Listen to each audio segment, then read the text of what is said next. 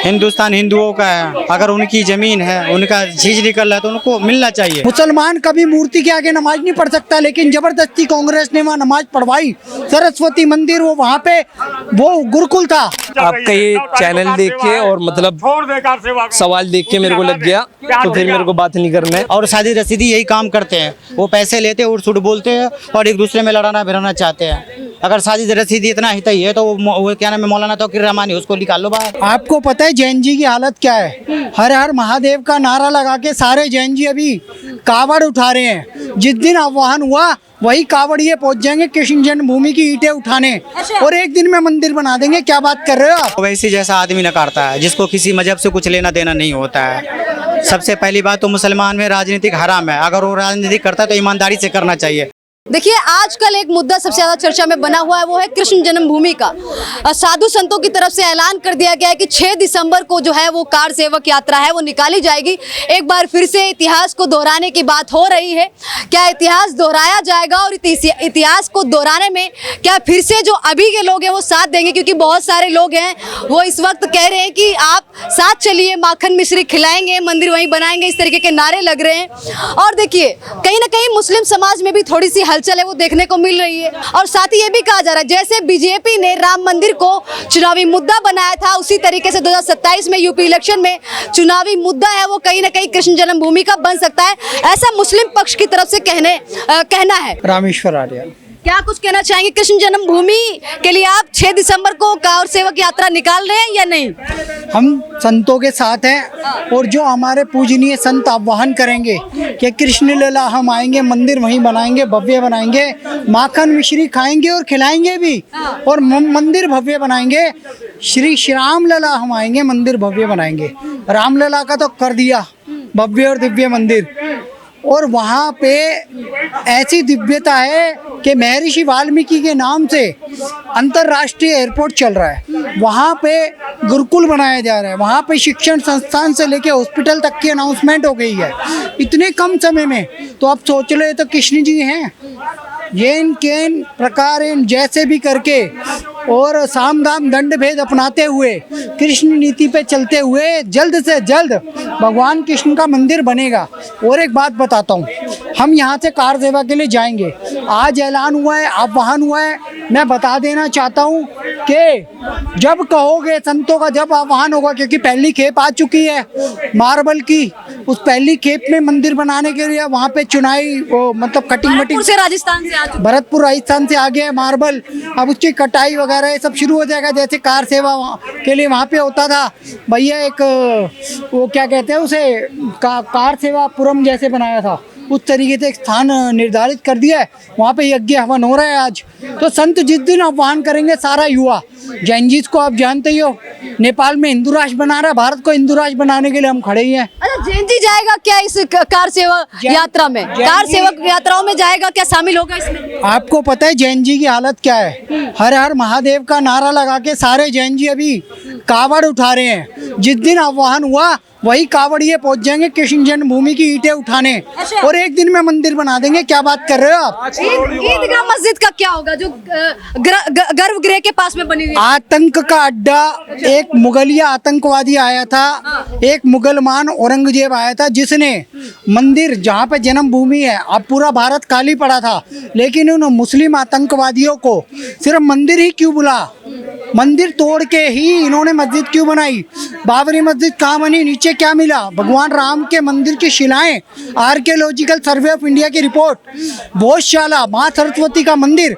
मुसलमान कभी मूर्ति के आगे नमाज नहीं पढ़ सकता, लेकिन जबरदस्ती कांग्रेस ने वहाँ नमाज पढ़वाई। सरस्वती मंदिर वो वहाँ पे वो गुरुकुल था, वो वहाँ पे सरस्वती माँ की पूजा भी होती थी।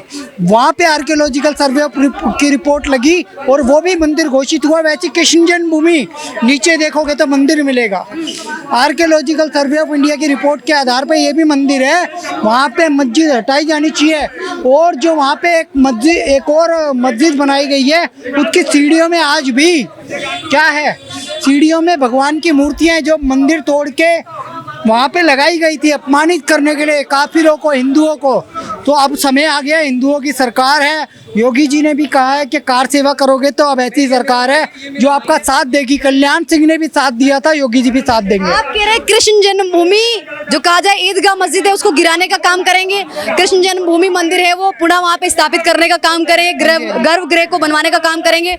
लेकिन हमने असदुद्दीन ओवैसी यानी कि मुस्लिम पक्ष और मुस्लिमों के नेताओं की हमने बातें सुनी है। वो कहते हैं कि हम तो अभी बाबरी मस्जिद तक नहीं भूले, हम बाबरी मस्जिद को भी सोच रहे हैं कि वो कयामत तक रहेगी, जहाँ पे थी वहीं पे रहेगी। तो आप कृष्ण जन्मभूमि की बात कर रहे हैं तो ये मुगलों की नाजायज औलादे हैं, रजाकारों की नाजायज औलादे हैं। ये तो अलग देश बनाना चाहते थे पाकिस्तान की तरह। हैदराबाद को, हैदराबाद निजाम की रियासत थी, उसे सरदार पटेल होम मिनिस्टर थे तत्कालीन, उन्होंने थप्पड़ मार के वापस लिया था। एक हैदराबाद हो गया, एक जूनागढ़ रियासत हो गई, एक भोपाल रियासत हो गई, इनको रोका गया। नहीं तो ये भी आज पाकिस्तान में मिल चुके होते, कश्मीर पाकिस्तान में जा चुका होता। ये गद्दार जो मुगलिया नाजायज औलादे हैं, हमें इनका सर्टिफिकेट नहीं चाहिए। 3 मंदिर मांगे गए थे, भगवान श्री कृष्ण की जन्मभूमि, भगवान श्री राम की जन्मभूमि और विश्वेश्वर महादेव। किसी भी इनकी कुरान में या किसी भी इनके हदीस में ये नहीं लिखा हुआ कि ज्ञानवापी नाम का कोई शब्द होता है। ज्ञान का कुआं, वो ज्ञानवापी मस्जिद कैसे हो सकता है? वो विश्वेश्वर महादेव का मंदिर था, इन्होंने मंदिर तोड़ के वहाँ पे इन्होंने अपनी मस्जिद खड़ी करी।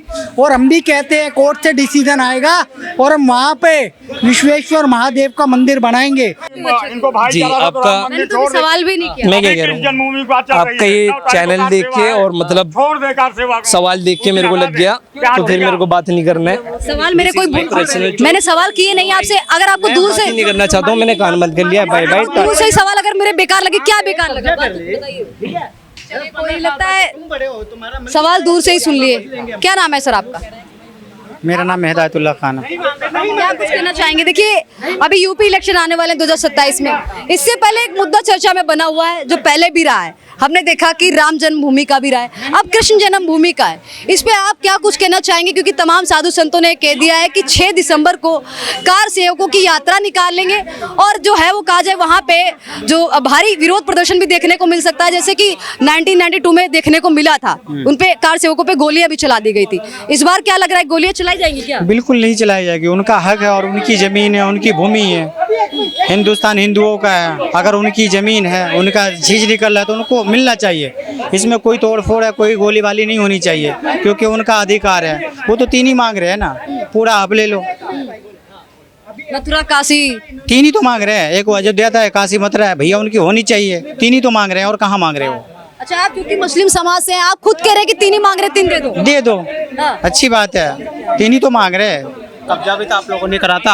आप लोगों हम तो सपोर्ट कर रहे हैं। ने कब्जा करा था। अरे किसने करा नहीं करा, लेकिन अकबर कौन था? अकबर को मैं नहीं जानता। आप मैं हिंदू को नहीं जानते, आप अपने लोगों को नहीं जानते। हमारे कोई लोग नहीं है। क्यों? हम ऐसे लोगों को नहीं मानते जो हमारे देश अच्छा, वो में मानते नहीं है तो अलग बात मानते है। हैं। हम साजिद रथी जैसा को नहीं मानते, जो कावड़ियों को बोलते हो आतंकवादी। हम ऐसे लोगों का विरोध करते हैं। भाई हम भी मुसलमान है, जो किसी के धर्म को गलत बोले मैं उसको नहीं मानता हूँ। वो 1 महीने की बात है, हम तो रोज ही कुछ ना कुछ करते हैं। हम भी मुहर्रम होता है, जो ईद मिलादुन नबी का होता है, तो वो लोग भी कोऑपरेट करते हैं, हम भी कोऑपरेट करते हैं, करना चाहिए। तो कुछ लोग ऐसे ही जो इनसे उनका घर चलता है और साजिद रसीदी यही काम करते हैं। वो पैसे लेते हैं, उड़ बोलते हैं और एक दूसरे में लड़ाना भिड़ाना चाहते हैं। अगर साजिद रसीदी इतना ही है तो वो क्या नाम है, मौलाना तौकीर रहमानी, उसको निकाल लो बाहर। तो जो फंस गए वो फंस गए, और जो बाहर है उनको फंसाना चाहो। आपका नाम भूल गई, थोड़ा एक बार बताइए। मोहम्मद हिदायतुल्लाह खान। आप कह रहे हैं कि मथुरा काशी और जो अयोध्या वो तो मिल चुका है, ये दे देना चाहिए। दे देना चाहिए। वो जब उनकी है, जब उसका इतिहास कह रहा है कि उनका है, तो इसमें लड़ने भिड़ने की क्या जरूरत है? बिल्कुल खुशी खुशी से दे देना चाहिए। जो कहा जाए काशी से वो ज्ञानवापी मस्जिद चली जाएगी, यहाँ से ईदगाह चली जाएगी। जो उनकी है, जब वो कह रहा है इतिहास है, तो उनको मिलना चाहिए। इसमें लड़ने भिड़ने की कोई बात नहीं है। जो मुस्लिम समाज का है इस फैसले को है कई बार नकारता है, जो राम मंदिर का फैसला आया है और जन्मभूमि का भी फैसला जो है वो अभी तक आया नहीं है। लेकिन कौन है? ओवैसी जैसा आदमी नकारता है, जिसको किसी मजहब से कुछ लेना देना नहीं होता है। सबसे पहली बात तो मुसलमान में राजनीतिक हराम है। अगर वो राजनीति करता है तो ईमानदारी से करना चाहिए।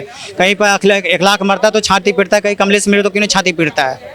तो वो किसी का नहीं है, बस उसको राजनीति करना है, ठीक है। अब मैं ऐसे ओवैसी का समर्थन नहीं करता हूँ। लेकिन आप जैसे मुस्लिम समाज के लोग हैं, ओवैसी को अपना रक्षक मानते हैं, नेता मानते हैं, जो संसद में आवाज उठाते हैं, लोकसभा जैसे नहीं मानते हैं। कुछ उन्हीं के संगठन के लोग हैं जो उनसे पैसे लेते हैं, उन्हीं की बोलते हैं। हम लोगों को उनसे मतलब नहीं है।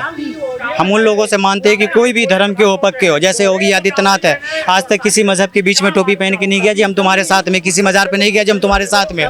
किसी भी मजहब के हो, पक्के हो, सच्चे हो, मैं ऐसे लोगों को फॉलो करता हूँ। उन्होंने बोला प्लेट नेम लगाने के लिए, कौन सा गलत बोला है? आप अच्छा क्वालिटी रखो, अच्छी चीज़ रखो। लोग पूछते हैं जमा मस्जिद में इतने सारे होटल है, लोग क्यों आते हैं? क्वालिटी पर आते हैं ना। तो आप नाम कुछ और रखोगे, कुछ सामान और बेचोगे, तो इस बात से विवाद है ना। नेम प्लेट रखो, अच्छी से अच्छी क्वालिटी रखो, लोग खुद आएंगे। अच्छा देखिए, मौलाना जी का वीडियो देखा था, उसमें कह रहे थे कि जब तक कि योगी जी रहेंगे लगता नहीं कि 10-20 हज़ार मस्जिदें हैं वो बचेंगी, तो वो खत्म हो जाएंगी। तो वो मौलाना का उसी मस्जिद से घर चलता होगा, उल्टी सीधी बात करके वो घर चला रहा होगा। ऐसे मौलाना होते होंगे, ठीक है। जो मस्जिद की ये बात है, मस्जिद को कोई योगी नहीं तोड़ रहा है। योगी एक ऐसा नेता है मतलब यूपी का, उन्होंने बोला है कि मैं अगर किसी के साथ ना इंसाफ है आके मेरा कॉलर पकड़ लो, बोला है ना। और कोई बोलता है, तो इसीलिए मैं योगी आदित्यनाथ का फैन हूँ। जो कोई सच बोलता है, हक बोलता है, अपने धर्म का पक्का है। कोई भी मजहब के हो, अपने धर्म के पक्के रहो। 2027 में क्या लगता है, क्योंकि उत्तर प्रदेश सबसे बड़ा राज्य, तो सबकी नजरें इस पे टिकी रहती हैं। इलेक्शन होने वाले हैं, तो क्या लगता है कितना कुछ परिवर्तन आया है, और क्या जो है किस नेता को आप देख रहे हैं, मतलब कौन सा नेता है जो और परिवर्तन कर सकता है और उत्तर प्रदेश को बढ़ा सकता है? और ये सिर्फ योगी आदित्यनाथ कर सकता है, इसके अलावा कोई नहीं कर सकता। चाहे अखिलेश हो, कलेश हो, कोई भी हो, ये नहीं कर सकता। ये आएंगे चुनावी माहौल में एक दूसरे को लड़ा भिड़ा देंगे।